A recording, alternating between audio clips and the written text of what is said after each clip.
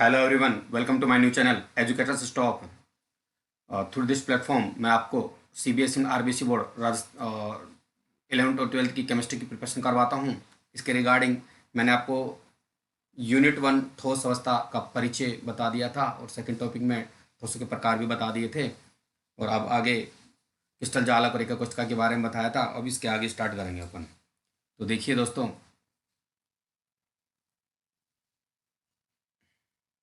अब तक अपन ने क्या क्या पढ़ लिया था देखो। और लेक्चर 1 के अंदर परिचय देखा था सॉलिड स्टेट का।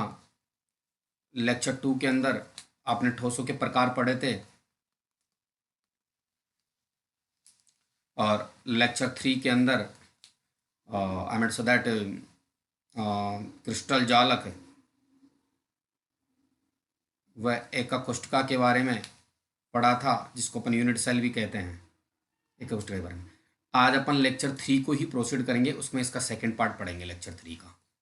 फर्स्ट पार्ट ये देख लिया था, अब सेकंड पार्ट पढ़ेंगे, यानी लेक्चर 3 चल रहा है। देखो इस तरह से देखिए। चलिए अपन आगे बात करते हैं। लेक्चर 3 को शुरू करने से पहले मैं आपको दो तीन चीज़ें बताना चाहूँगा। तो लेक्चर 3 को ही शुरू कर रहे हैं अपन। चलिए अपन इसको आगे शुरू कर लेते हैं एक बार। बहुत इंपॉर्टेंट लेक्चर है। देखो एक छोटी सी बात, लेक्चर 3 से ही सॉलिड स्टेट शुरू हुआ है। ठोस अवस्था लेक्चर 3 से ही शुरू हुआ है। इसके देखिए, पहले लेक्चर में तो आपने परिचय पढ़ा, दूसरे लेक्चर में आपने इनके टाइप पढ़े, प्रकार पढ़े, तीसरे लेक्चर में सॉलिड क्या होते हैं, यूनिट्स का कोष्ठका क्या होती है, इनके बारे में आपको आपने जानने का प्रयास किया। तो तीसरे लेक्चर से शुरू हुआ है। मैं कह रहा हूँ कि लेक्चर 3 और लेक्चर 4, लेक्चर जितने 3 के जो भी पार्ट हैं, 2 3 4 जो भी हैं, लेक्चर 3 और लेक्चर 4 बहुत इंपॉर्टेंट रहने वाले हैं। अगर आप इन दोनों लेक्चर को सीख गए ना, तो मैं वादा ही नहीं दावा भी करता हूँ आपसे कि ठोस अवस्था चैप्टर आपका बिल्कुल फाइन हो जाएगा। जो मार्क्स राजस्थान बोर्ड और सीबीएसई बोर्ड ने आपको अवार्ड कर रखे हैं, वो पूरे पूरे 2 3 4 नंबर जो भी है, इस चैप्टर के 3 नंबर है या 4 नंबर है, जो भी है, मतलब वो आपको 100% मिल जाएंगे, ऐसा मेरा विश्वास है। चलिए छोटी छोटी बातों को शुरू करते हैं। पहले मैं लेक्चर 3 में जो लास्ट टाइम पढ़ाया था उसी के बारे में बात करूंगा।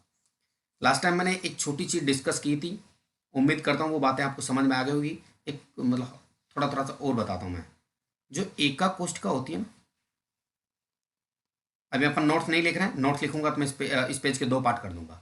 एका कोष्ठका होती है, वो या तो घन की तरह होती है या घनाभ की तरह होती है। अब ऐसा क्यों होता है, वो घन व घनाभ की तरह क्यों होती है, इस चीज को मैं समझाना चाह रहा हूँ।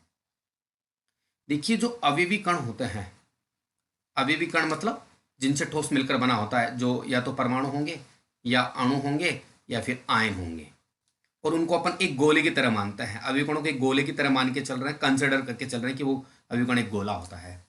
तो देखिए ये जो गोले होते हैं उनका अरेंजमेंट कुछ तो इस तरह से हो सकता है। जैसे ये गोले सॉलिड्स के अंदर कॉन्टेक्टेड होते हैं, टच्ड होते हैं, संपर्कित होते हैं। मतलब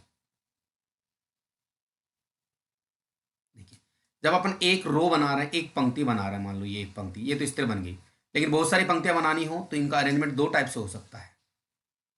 अगर बहुत सारी पंक्तियां बनानी हो तो अरेंजमेंट 2 टाइप से हो सकता है। फिर से देखिए आप इसको,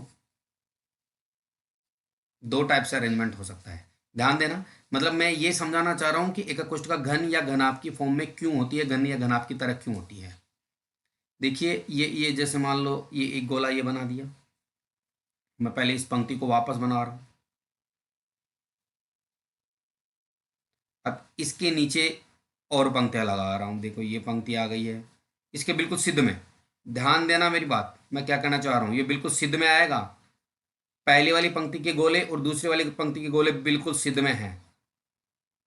एक टाइप का अरेंजमेंट तो ये वाला है सॉलिड्स में, बिल्कुल सिद्ध में है। देखो आप बिल्कुल सिद्ध में, अगर कोई गलती से सिद्ध में नहीं भी बना है तो वो सिद्ध में मान के चलें उसको, इस तरह से बिल्कुल सिद्ध में है। दूसरे टाइप का अरेंजमेंट कुछ इस तरह का होगा, ये पहली पंक्ति बना रहा हूं,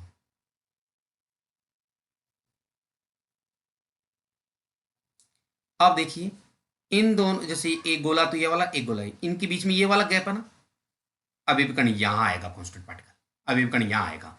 इसमें यहाँ नहीं आया था देखो, इसके सिद्ध में देखो ये नीचे और इसके सिद्ध में ये नीचे, जबकि इसमें ऐसा नहीं, इसमें बीच में है, दोनों के गैप के बीच में। अब देखो इन दोनों के, इसके और इसके बीच में देखो ये आ गया, तो दो टाइप की व्यवस्था हो गई। मतलब ध्यान देना, मैं अभी प्रूफ करने वाला हूं, ये बात सिद्ध करने वाला हूं कि जो एकक कोष्ठका बनती है क्रिस्टल जालक में, वो तो या तो घन की तरह होगी या घनाभ की तरह होगी।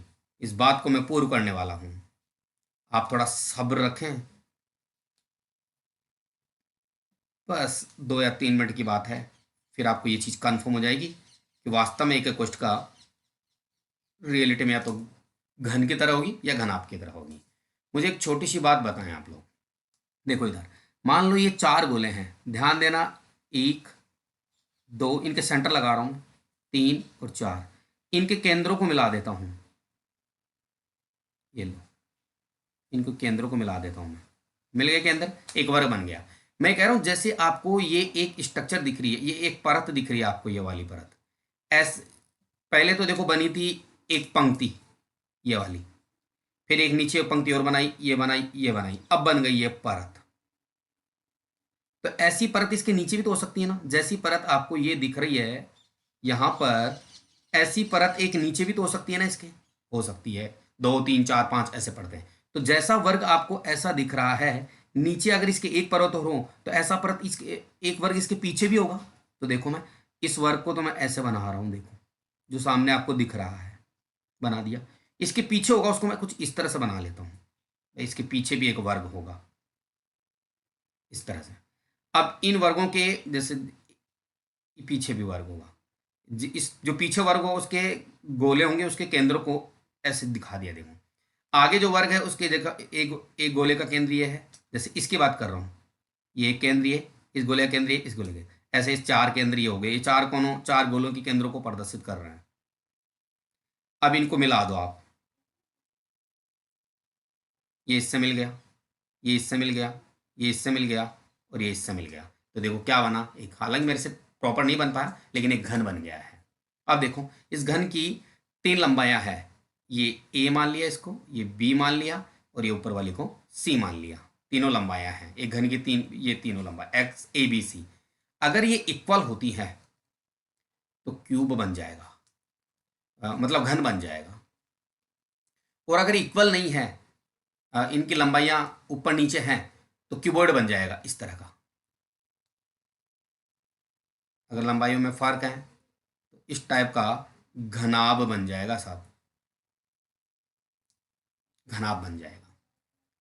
देखिए इसमें देखो, मान लो कोई भी 4 गोले ले लो, मान लो मैंने ये 4 गोले ले लिए, ये और चारों गोलों के केंद्र को मिला दिया, इस गोले का केंद्र ये मान लिया, इसका केंद्र ये, इसका केंद्र ये और इसका केंद्र ये। जैसे इस स्क्वायर को देखो यहाँ बना रहा हूँ, एक वर्ग बन गया 4 गोलों को। अब 4 गोले इसके पीछे भी होंगे क्योंकि इसके नीचे भी परतें हो सकती हैं, जैसे अपन को ये वाली परत दिखाई दे रही है, वैसे इसके नीचे भी परत हो सकती है। तो उसके उसके गोलों के 4 केंद्र को मिलाने पर ऐसे वर्ग बन गया। अब इनको आप मिला दीजिए, ये लो, देखो क्या बन गया, एक घन बन गया। वही बात ए बी सी, अगर लंबाइयां बराबर होगी तो घन बन जाएगा और ऊपर नीचे होगी तो घनाभ बन जाएगा। घनाभ में थोड़ा सा क्या लंबाइयों में फर्क आ जाता है, जैसे एक प्रॉपर घनाभ इस तरह से बना रहा हूं मैं, कोई जल्दबाजी वाला काम है नहीं है, केवल मैं अभी समझा रहा हूं, नोट्स अभी शुरू नहीं किए लिखना। इस तरह से देखो ये घनाभ है, तो लंबाइयों में फर्क है, देखो ये इसको ए मान लेते हैं, इसको बी मान लेते हैं और इसको सी मान लेते हैं, तो देखो लंबाई में फर्क है, तो घनाभ बन गया आपका। ठीक है, तो इस तरह से ऐसे जैसे यहाँ पर वर्ग बने, फिर 2 वर्ग ऊपर नीचे वाले मिले तो फिर क्यूब बना, तो कुल मिला के इसको अपन क्या बोलते हैं, एकक कोष्ठ का एक छोटे से भाग को। ऐसे ऐसे ऐसे घन मिलकर के बहुत बड़ा क्रिस्टल जालक बना लेते हैं। तो इस क्रिस्टल जालक की जो सबसे छोटी चीज, सूक्ष्म छोटा भाग होता है, सूक्ष्मतम भाग होता है, उसको अपन एकक कोष्ठका कहते हैं। तो एकक कोष्ठका कैसे होती है, घन या घनाभ की तरह होती है। एकक कोष्ठका की क्या परिभाषा होती है, क्या डेफिनेशन होती है ये मैंने इसे पिछले वाले लेक्चर में बता दिया था। हालांकि ये भी लेक्चर 3 चल रहा है, लेकिन ये पार्ट 2 चल रहा है लेक्चर 3 का। पार्ट 1 में आपको बता दिया था। चलिए, आपको इतनी बात समझ में आ गई कि एक एकोष्ठ का घन या घनाभ की तरह होती है। अब अपन थोड़ा आज वाले टॉपिक में पढ़ेंगे एकाकोष्ठ का के प्रकार। तो जरा समझे एक बार बात को। मैंने हेडिंग भी डाल रखा है यहाँ पर, चाहे आप देख लीजिए, टाइप्स ऑफ यूनिट सेल। ठीक है, तो अपन इसको फिर से लिख लेते हैं।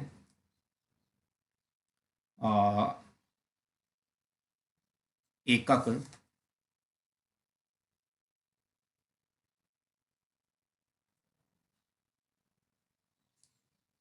दोबारा लिख देता हूँ मैं, कई बार क्या लिखा नहीं जाता सही तरीके से।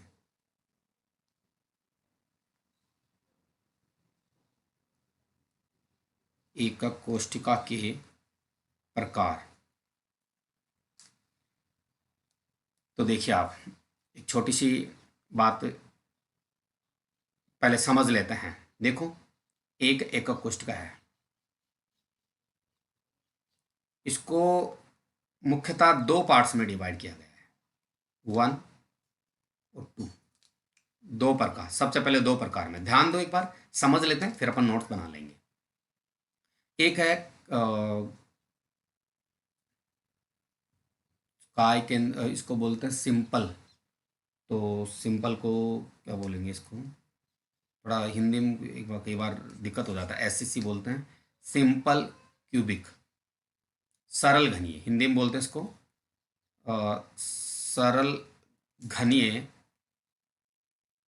एकक कोष्ठिका, सरल घनीय एकक कोष्ठिका। और सिंपल क्यूबिक, देखो सरल के लिए तो सिंपल हो गया, सरल सिंपल, घने के लिए क्या हो गया, क्यूबिक हो गया, C4 क्यूबिक घनीय। और एकक कोष्ठिका सेल, कोष्ठिका को बोलते हैं सेल, एकक कोष्ठिका को सेल बोलते हैं, सेल। इस तरह से एक होता केंद्रित घनीय एकक कोष्ठिका। ध्यान देना मेरी बात, मैं क्या करना समझाना चाह रहा हूँ। घनीय, पहले अपन इनको ओवरऑल समझ लेते हैं, फिर अपन नोट्स लिख लेंगे। एकक कोष्ठिका को 2 पार्ट में डिवाइड किया गया। एक पार्ट रखा अपन ने सरल घनीय वाला, दूसरा पार्ट रखा केंद्रित घनीय। तो जरा समझो इस बात को। जैसे मान लो एक कोष्ठिका को अपन घन की तरह मानते ही हैं, तो मैं घन बना रहा हूं इस तरह से।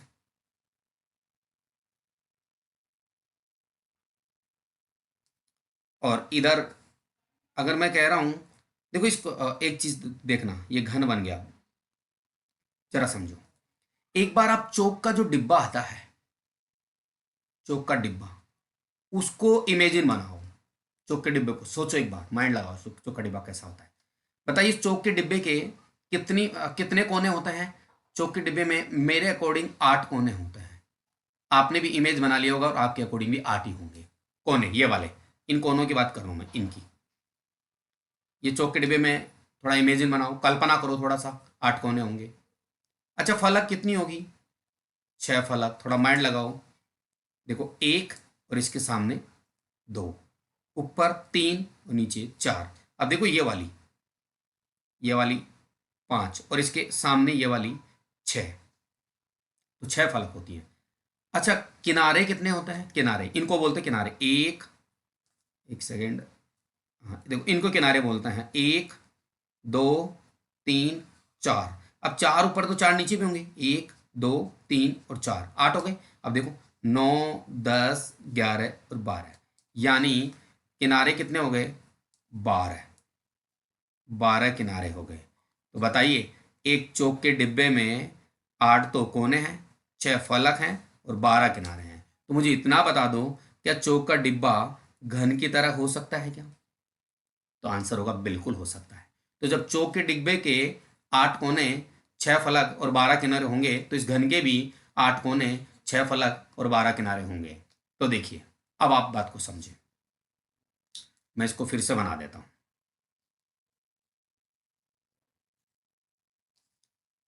फिर से बना लेते हैं अपनी बात को पूरी करने के लिए। ये एक वर्ग है जो 4 अवयवी कणों के केंद्रों को प्रदर्शित करता है।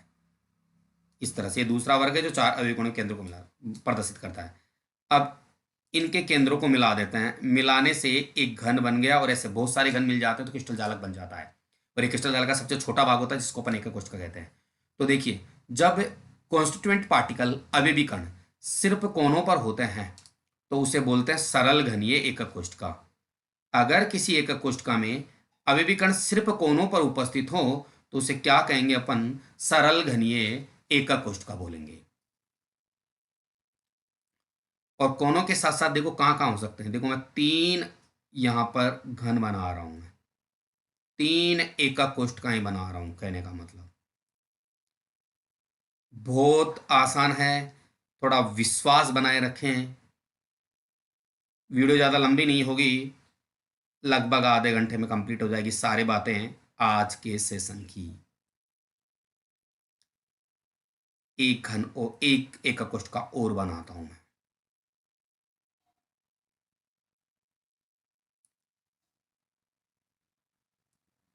चाहे घन की तरह बना लो, चाहे घनाभ की तरह बना लो, जरा समझे। बहुत इंपॉर्टेंट बात बता रहा हूं। अवयवी कण कॉर्नर्स पे तो होंगे ही होंगे। अवयवी कण किसको बोलते हैं? जिनसे सॉलिड मिलकर बना हो, जो परमाणु हो सकते हैं, अणु हो सकते हैं, आयन हो सकते हैं। अगर आपने पिछले लेक्चर देखे हो तो आपको समझ आ जाएगा। केवल कॉर्नर्स पे, अगर केवल कॉर्नर्स पे होते हैं तो उसे SCC, simple cubic unit cell भी बोलते हैं, बोला जाता है। अगर कॉर्नर्स के साथ साथ घन के केंद्र में यानी एकक कोशिका के केंद्र में यानी चौक के डिब्बे के केंद्र में भी प्रेजेंट हो अवयवी कण तो उसे बोला जाता है बीसीसी। हाँ, बीसीसी। और इसको इंग्लिश में बोलते हैं body centred cubic unit cell बोला जाता है इसको। और हिंदी में बोलते हैं बीसीसी को काय केंद्रित एकक कोष्टिका। सॉरी घनीय एकक कोष्टिका। एक बार रुक जाइए, एक बार, गलती होना स्वाभाविक है। काय केंद्रित, जस्ट वेट, काय केंद्रित घनीय एकक कोष्टिका। अब देखिए, चीजों को समझो। काय का मतलब बॉडी से है, केंद्रित का मतलब सेंटर्ड से है, और घने का मतलब क्यूबिक से है। तो देखो इस तरह से, बॉडी सेंटर्ड क्यूबिक, और शॉर्ट में इसको क्या बोलेंगे? बीसीसी। अगर केंद्र में अवयवीकरण उपस्थित है तो। अब देखिए, अगर अवयवीकरण कोन, देखो कोनर्स पे तो होगा ही होगा, यानी मैंने यहां पर एक घनीय वर्ड लगा रखा है। इस घने का मतलब कोनर पे तो होगा ही होगा। केवल घने पे हो जाए तो घने को अपन सरल घने बोलने लग जाते हैं। केवल कॉर्नर्स पे तो होगा ही होगा। कॉर्नर्स के साथ अगर फलकों के केंद्र पे हो, देखिए इस फलक के केंद्र पे ये हो गया, इस फलक के केंद्र पे यहाँ आ गया, और एक नीचे वाली फलक है, सॉरी, इस फलक के केंद्र पे, इस वाली पे यहाँ पर लगा दिया मैंने, ये लो।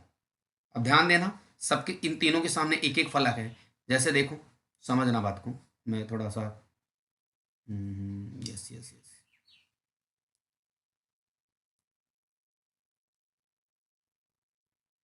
ये वाला कलर ले लेते हैं, चलो ये वाला ले लेते हैं। जरा समझो, इस फलक फलक के सामने ये वाली देखो फलक है, यहां पर आ गया।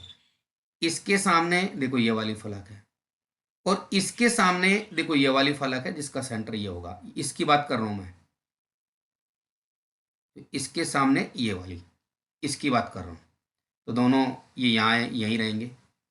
तो कुल मिला के बात ऐसी है कि जब कॉर्नर्स के साथ फलकों के केंद्र पे हो, ये देखो फलकों के केंद्र, 6 फलक है, 6 के केंद्र पे भी हो, तो उसे बोलते हैं अपन फलक केंद्रित घनीय एकक कोष्ठका। फलक केंद्रित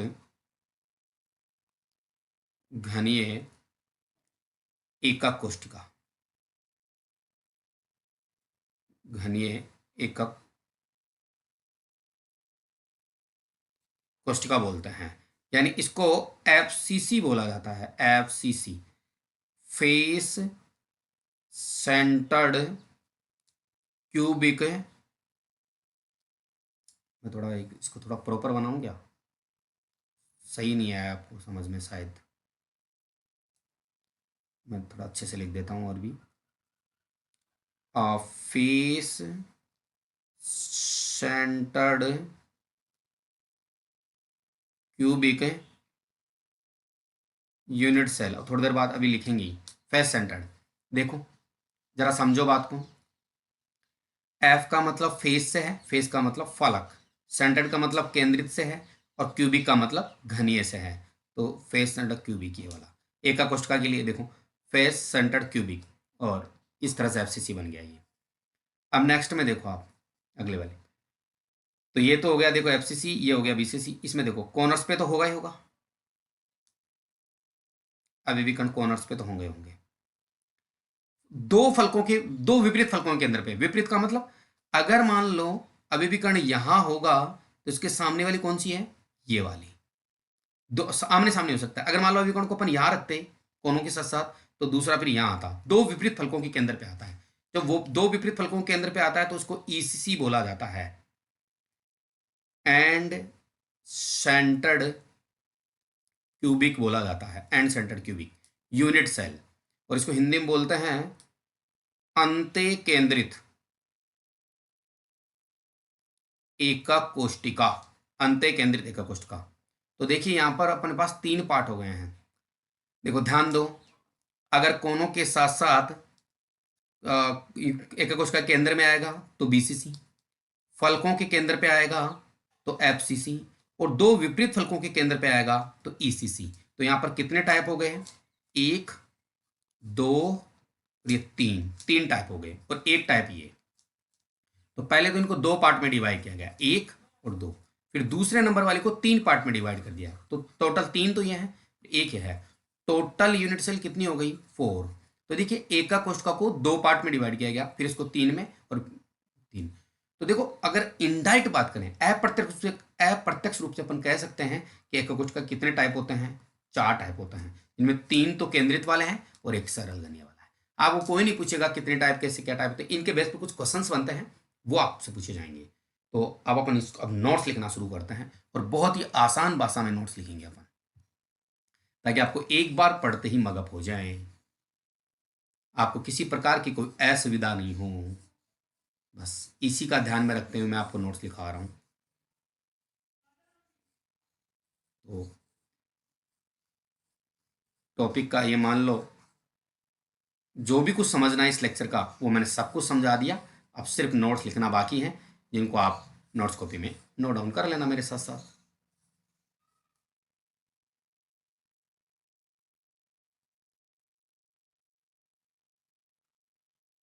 जरा देखिए, समझिए, बस विश्वास बनाए रखिए साथ के साथ। शायद हेडिंग एक बार थोड़ा ऊपर रह गया है, इसको भी मिटा देते हैं। अच्छा, हेडिंग डली हुई ऊपर, कोई दिक्कत नहीं है। तो फर्स्ट लाइन लिखेंगे, और एक बार आप फर्स्ट लाइन क्या लिखेंगे ज़रा समझेंगे, एक बार वेट करें।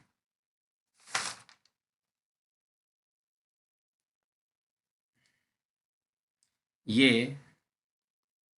ये आयवीय कणों की व्यवस्था के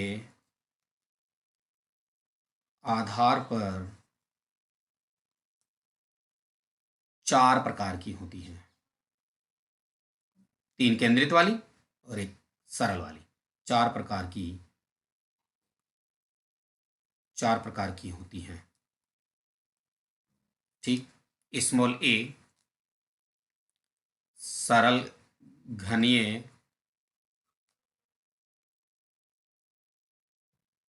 एकक कोष्टिका। एक छोटी सी बात और बताना चाहूंगा, सरल की जगह कभी कभी आपको आधे वर्ड लिखा हुआ मिलेगा, आधे घनीय एकक कोष्टिका, और इसको इंग्लिश में बोलते हैं सिंपल क्यूबिक सेल, एससीसी। यहां लिख देता हूं इसके लिए, सिंपल क्यूबिक सेल। आप इस चीज़ को अगर आप कॉपी में नोट डाउन करना चाहिए तो नोट कर लेना, वरना ऐसा कोई इशू नहीं है। सिंपल क्यूबिक यूनिट सेल, और सरल या आधे इसको बोलते हैं हिंदी में। अब देखो क्या होगा, इसमें अवयवीकरण सिर्फ कोनों पर आ जाए, केवल एक कोशिका कोनों पर आए तो सरल घनीय बोला जाता है, आद्य घनीय एक कोशिका बोला जाता है, सिर्फ कोनों पर। इसमें अवयवीकरण केवल कोनों पर स्थित होते हैं, केवल कोनों पर। देखिए ये एक कोशिका मैं आपके सामने बना रहा हूं, ये इससे, ये इससे, और ये इससे, और ये इससे, और अवयवीकरण कहाँ होंगे, सिर्फ कोनों पर होंगे। देखो अभी मैं 5-7 मिनट में इस लेक्चर को ख़त्म करने वाला हूँ, बस आप कंसंट्रेशन बनाए रखें। इस तरह से देखो सिर्फ कोनों पर, तो ये वाला सरल घनीय हो गया है। अब अपन स्मॉल बी पढ़ लेते हैं, सेकंड टाइप।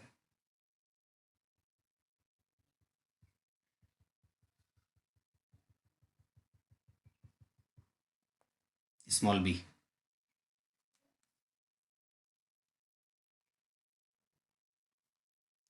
स्मॉल बी है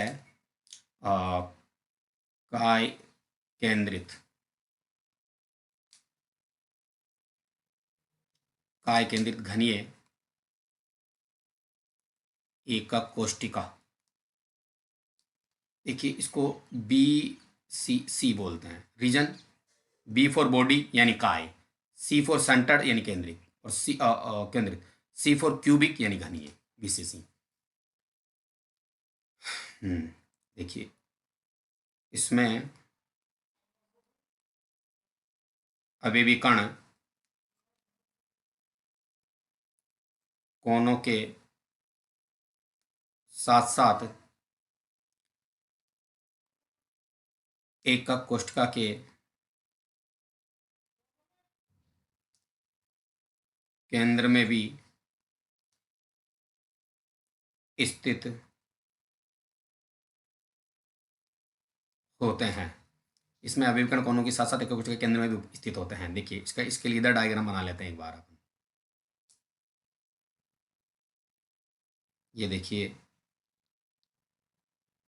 इस तरह की एक प्रोसेस है एकक कोष्ठका बनाने की। ये लाइन कुछ स्टेडी हो गई है, तो आप स्केल से बनाएंगे जब अपनी नोट्स कॉपी में, तो प्रॉपर बन जाएगी आपसे। कोनों के साथ साथ समझा दिया ही था आपको, बस अब तो नोट्स लिख रहे हैं अपन। ये देखिए कोनों के साथ साथ है, अब मैं केंद्र में लगा रहा हूँ, ये लो केंद्र में आ गया अवयवीकरण। यहाँ पर थोड़ा डार्क कर देता हूँ उसको इस तरह से, तो ये काय केंद्रित एकक कोष्ठका हो गई। इसके बाद में सीखेंगे अपन फलक केंद्रित वाला।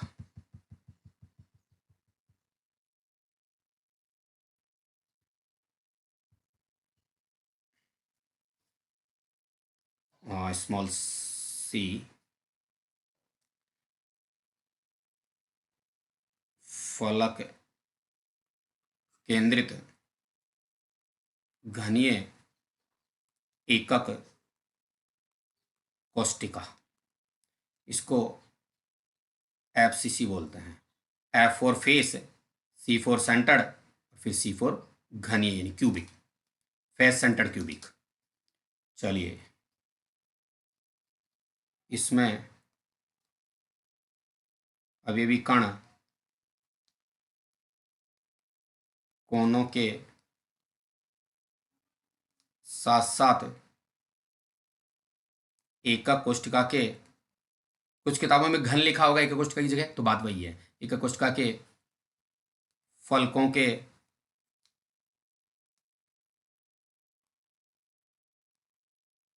केंद्र में भी, फलकों के केंद्रों में भी, केंद्रों पर भी, एकक कोशिका के फलकों के केंद्रों पर भी स्थित होते हैं। ये कैसे, यहाँ डायग्राम बना लेते हैं एक छोटा सा। एक सेकंड आप रुक जाइए, थोड़ा अच्छे से बनाते हैं डायग्राम को।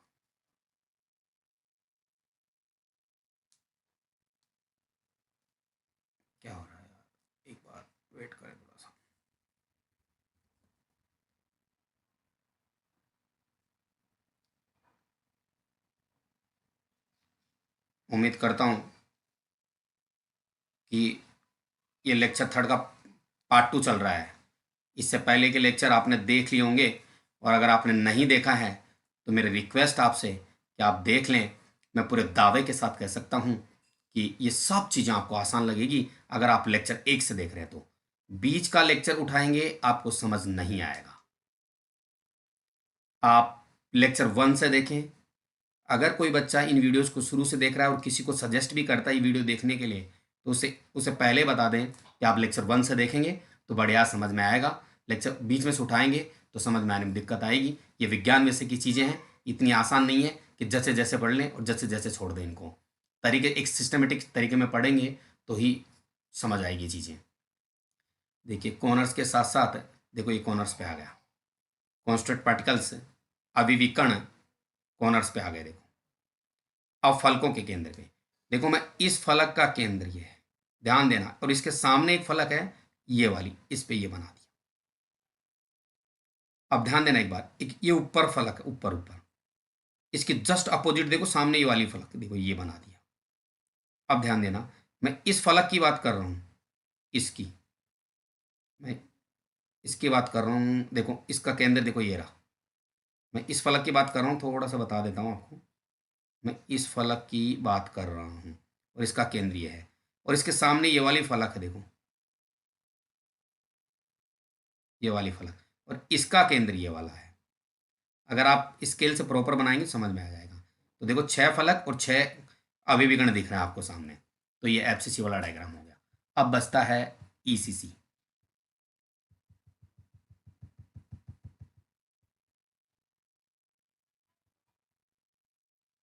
ईसीसी जरा समझे बात को।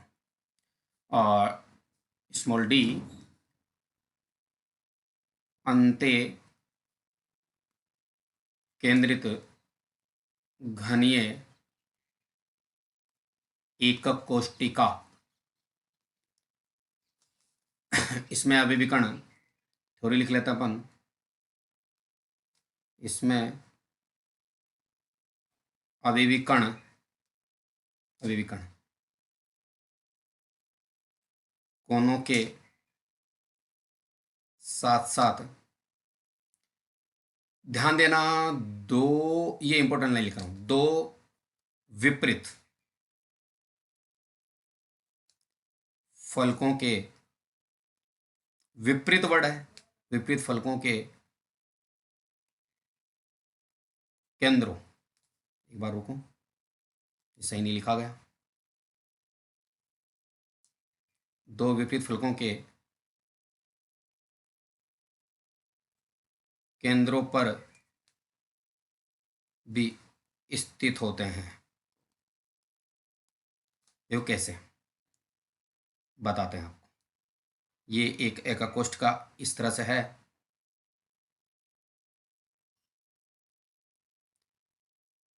इसको इससे ज्वाइन कर दिया, इसको इससे, ये देखिए आपके एककोष्ठ का तैयार है। अब अपन अविविकर्ण लगाते हैं। कोनों पे तो लगाएंगे, सिर्फ कोनों पे तो सरल वर्ड लग जाता है, और केंद्रित होता तो उसके हिसाब से अलग अलग हो जाता है। देखिए दो विपरीत फलकों पे, अगर मैं इस पे लगा रहा हूं अविविकर्ण को, तो इसके जस्ट सामने ये वाली है। समझ गए होंगे बात को। मान लो मैं अगर यहां लगाता तो यहां आता, विपरीत फलकों पे, और केवल दो, दो से ज्यादा नहीं, केवल दो। ठीक है, इस तरह से। तो ये आपका अंत्य केंद्रित है। तो देखिए ओवरऑल बात ध्यान से सुने, मैंने पढ़ाया क्या आपको बताया एकक कोष्ठक के बारे में। अब तक क्या पढ़ा है उसको ध्यान देना एक बार। एकक कोष्ठक को दो पार्ट में डिवाइड किया, 1 और 2। इधर सरल घनीय वाली एकक कोष्ठक और इधर केंद्रित वाली।